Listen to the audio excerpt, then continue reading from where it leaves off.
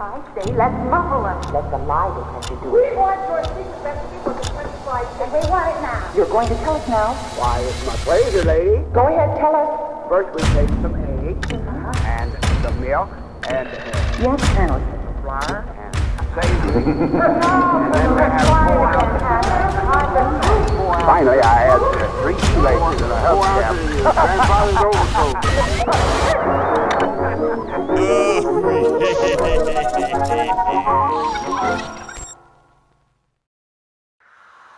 Colonel Harland Sanders was the founder of Kentucky Fried Chicken, KFC, one of the most popular fast food chains in the world. His story is a fascinating one that shows how hard work, stubbornness, perseverance, and a good packaging can lead to great success.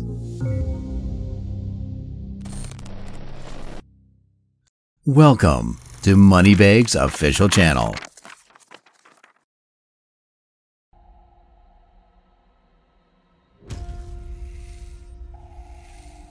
Harland Sanders was born in 1890 in Indiana, and he grew up in a large family. His father passed away when he was just 6 years old, so he had to help take care of his siblings from a young age as the firstborn of the family. But sadly, he dropped out of school in the 7th grade. He worked a variety of odd jobs to make ends meet for both himself and his family. It was not an easy beginning. Later, he got an idea, but it turned out to be on a bad side due to his desperation. Imagine a daring teenager who, at just 16 years old, boldly falsified his age to join the ranks of the United States Army. That was what happened in 1906, but it never lasted. A year later, he was kicked out. His hope was dashed.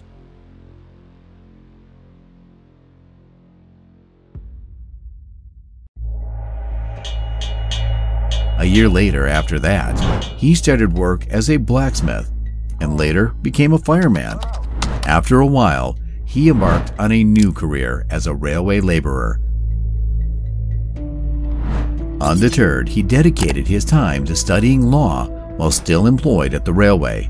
But his dreams of a legal profession were dashed yet again when he engaged in yet another brawl, but was unfortunately sacked after a physical altercation with a colleague. Despite these setbacks, he persisted, refusing to let his failures define him. Although he was forced to move back in with his mother and take up a job selling life insurance, he was let go from that job as well for insubordination. Nevertheless, his perseverance and determination never wavered.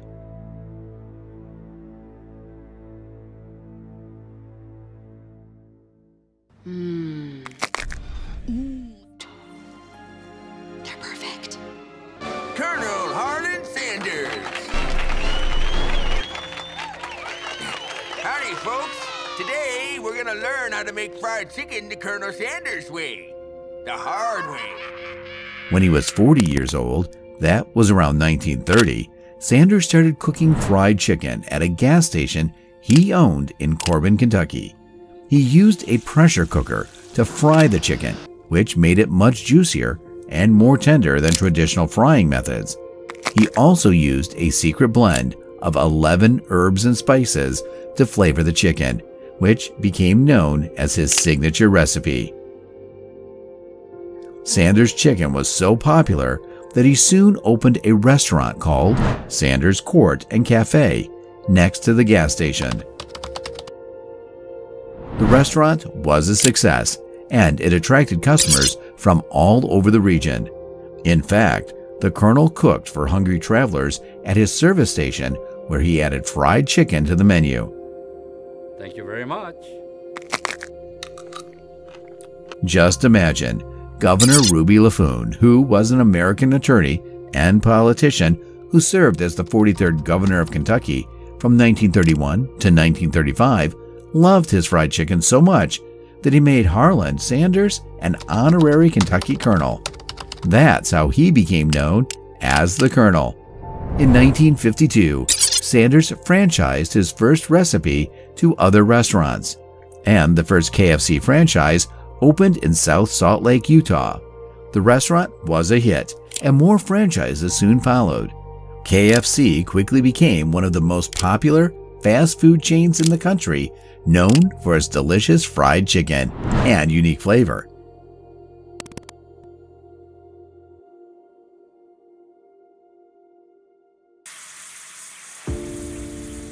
At 65, Colonel Sanders devoted himself to franchising his chicken business, traveling from restaurant to restaurant across the U.S.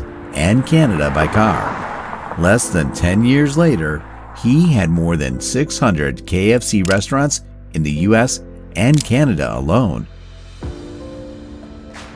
By the early 1960s, KFC was expanding internationally, with restaurants opening in Canada, the United Kingdom, and other countries.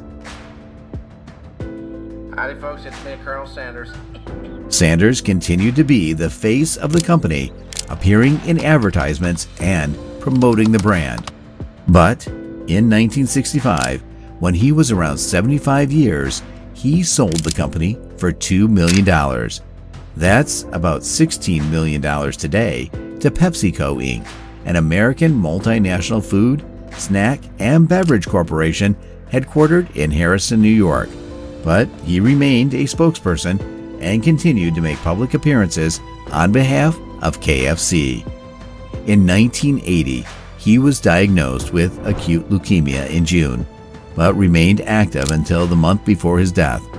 The Colonel died of pneumonia in Louisville, Kentucky on December 16th at the age of 90. The story of Colonel Sanders and KFC is a testament to the power of hard work and perseverance.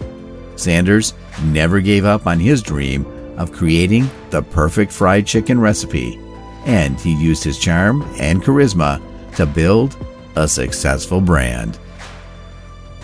Please welcome a man who loves the same Jesus Christ who's born again that you and I love. Please welcome the man who made chicken in a new way, in a new dimension, until now it sells about, I think somebody said $2 billion a year of chicken in about 7,000 restaurants. Please welcome the Colonel, Colonel Sanders, to PTN.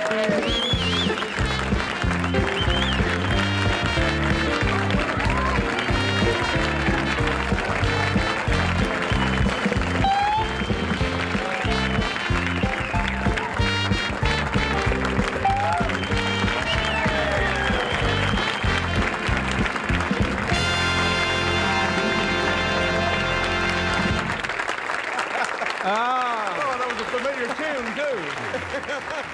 Hey, that crowd appreciates you. I didn't know.